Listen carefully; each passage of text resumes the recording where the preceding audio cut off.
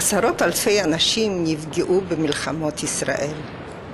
את הפציעות הפיזיות ניתן לראות. לעומתן פגיעות הלם קרב קשה לאתר ולמדוד. כתוצאה מכך, לא זכתה תופעת הלם הקרב במשך שנים רבות להכרה ולהתייחסות הראויה. פגועי הלם הקרב חזרו הביתה שלמים בגופם, אך את המראות והקולות הם נושאים בתוכם עד היום. כיום התופעה מוכרת וזוכה לטיפול והתייחסות לא פחות מפגיעות פיזיות. אחד הכלים לסייע לנפגעים לאבד את החוויות שעברו הוא דרך יצירה אומנותית. סדנת גל היא סדנה שיקומית לנפגעי הלם קרב, הנמצאת ליד בית החולים תל השומר, ומביאה מעט אור ומזור להם ולמשפחותיהם. התפיסה שלנו כמקימי המועדון הייתה להקים אותו מתוך הרבה הקשבה ומתוך מה שהאנשים עצמם מצפים, רוצים, מה שהם חושבים שיעשה להם טוב, שיקלע להם למטרה, מתוך הרבה שיחות איתם והרבה קבלה שלהם כמו שהם, בלי לנסות להתעמת עם הנכות שלהם, אלא להפך, ללכת איתה ביחד. חלקם אומרים, המועדון בשבילי זה לא בית שני, זה בית ראשון. אני נפצעתי בירושלים, ופינו אותי לתל השומר, הייתי בלי הכרה, תקופה מסוימת. וכשהתעוררתי, דבר ראשון שאלתי איפה אני נמצא, איפה החבר'ה, מה קרה לחבר'ה. אני מצייר שנתיים. ואני יכול לצייר גם ציורים כאלה, אבל אני מעדיף לצייר ציורים מה שיוצא לי מפה. רוב האנשים מתחילים את הציור, את העבודה היצירתית, אי אפשר להגיד רק ציור, את כל העשייה שלהם פה, כולל פיסול או כל דבר אחר, מתוך הטראומה. ולאט לאט הם עוברים לנושאים שהם נושאים יותר של החיים עצמם. אבל בכל דבר כמעט נמצא אותה הטראומה שהם עברו, ואותם משברים, ואותם לבטים שיש להם בתוך החיים שלהם עצמם. זה לא חייב להיות איזו משמעות. אני בורח מהמשמעויות של הלם קרב או דברים כאלה. מנסה לבנות משהו אחר לגמרי, צבעוניות אחרת לגמרי. זה חלק מהעבודה שלי על העניין.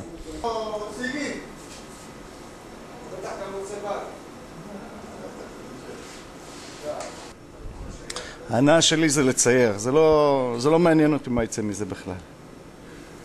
אני נהנה מלהחזיק מכחול, מלשלוט קצת בצבע, להוציא את המצב רוח שלי על הקנבס. זה אני, זה מה שאני אוהב. נפגעי הלם קרב לא ישנים בלילות. ושוב, מתוך הקשבה לצרכים שלהם וניסיון ללכת לקראתם, אנחנו החלטנו לפתוח בהתחלה פעם אחת בשבוע בערב, עם הדרכה כמובן, ואחר כך בא הרעיון שוב שצמח מתוכם לפתוח פעם נוספת עם בנות הזוג. אני מרגיש שהיה לי תקופה שישבתי ולקחתי את הבקבוק הזה ויושב ושותה כל היום בכדי לשקוע. חשבתי שמזה יכולים לשקוע כל מה שהיה, אבל זה לא עזר, לא שחטתי כלום.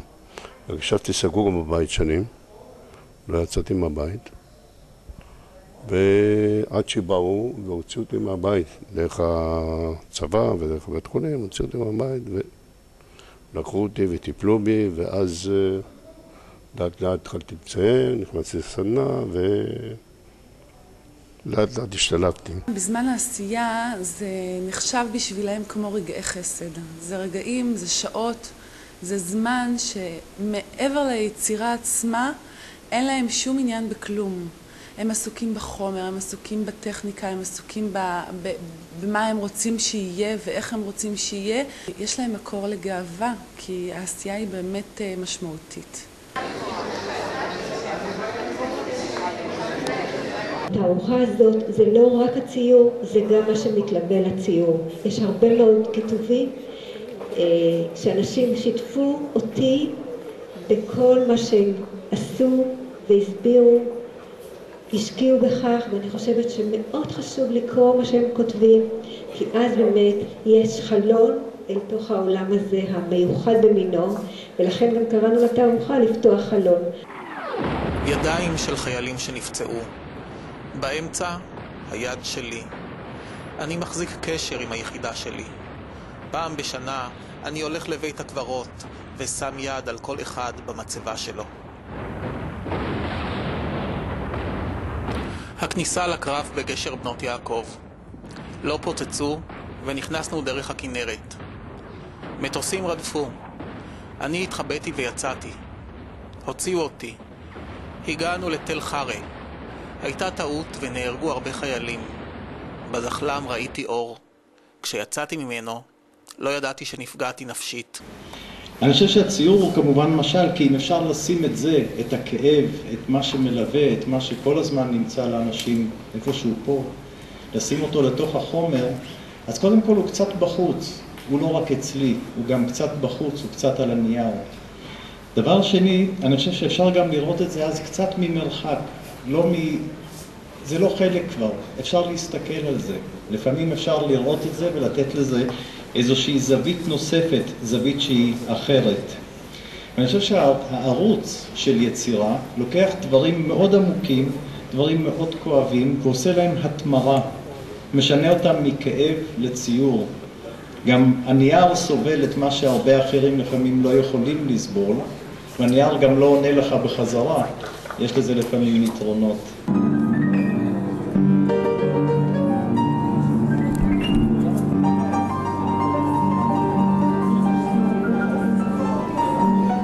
אחד הדברים שאני מתמודד איתם זה לנסות להכניס צבעוניות.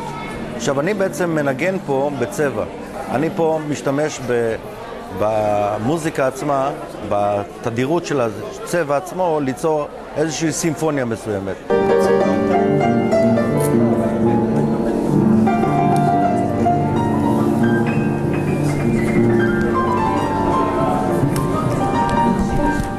גם צליל הוא תדירות, וגם צבע הוא תדירות מסוימת. ופה אני מנגן עם צבע בנושא הזה, ומנסה לבנות את המוזיקה הכי אופטימית שיכולה להיות, בניגוד למה שמצפים מהלום קרב שיוציא את הדברים הריאליים, השחורים, הדברים האלה. ההתמודדות שלי, איפה שאני רואה שחור, אני שם צהוב. אתה מצייר ועושה את העבודות שלך בסדנת גל? רק בסדנת גל, זה הבית שלי היום. זה המקום היחידי שאני יכול לבוא ולעבוד ולעשות דברים. אין, זה פשוט נכס ודבר שלא יאמן, מה שזה עשה לי. פתאום היה לי מקום לבוא וליצור.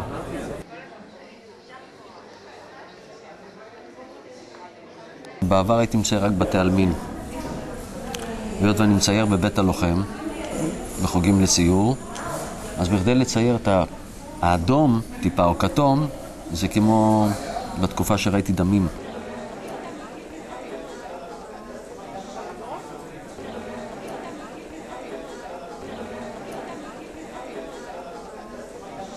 אני עוד לא ראיתי את הכל, אבל זה נהדר. תערוכה חשובה. הצבעים הם אופטימיים, וזה מאמת את העובדה שאני אומר שהגהנום והגהן עדן לא שמה, פה.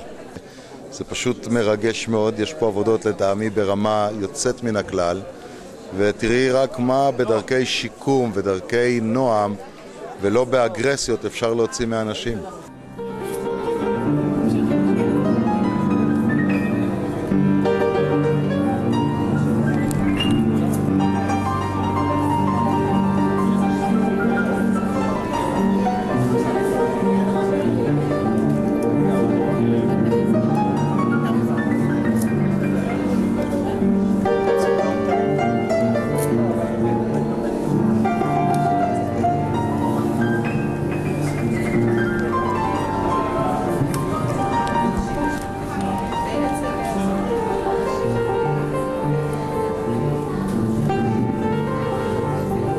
אני נפצעתי במלחמת יום כיפור, ונפצעתי בפיגוע בקו 5 בדיזנגוף. זה היה פגיעות קשות מאוד. אני גר ברמת חן, ברמת גן. אני נכה צה"ל, ואני הגעתי לזה לפני, אני בן 50, והגעתי לציור לפני 4 חודשים בסך הכל. יוצא מהכלל. ואני גיליתי את זה, וזה עולם נהדר. זה חסר לי לאגו הפנימי שלנו. עכשיו אני לא בעשייה, אז זה ממלא אותי. ואני ב4 חודשים הגעתי לאיזה 100 תמונות בערך. עכשיו אני רוצה לספר לך על התמונות האלה. כשהיינו ילדים, המגן דוד היה כחול ולבן. והיום כבר זה לא ברור לנו כל כך. עם כל המצב הביטחוני ומה שעובר עלינו וכל המלחמות, זה כבר נכנס לסמל אפור ושחור. זה יצא לי. אני בעצמי נדהם, אני לא מבין מאיפה זה בא לי. אני לא למדתי בחיי ציור. פעם אחת, אני גם לא נותן להתקרב שילמדו אותי. זה הכל יוצא לי מבפנים, אני לא מבין. זה כל העבודות האלה בתולות. צריך להתרגל אליהם, אני לא יודע, אני מדבר איתם, אני מדבר עם הציורים האלה. זה עושה לי טוב, אני חוזר הביתה עם סיפוק, עם עשייה. הימים הם לא סתם ימים, זה ממלא אותי.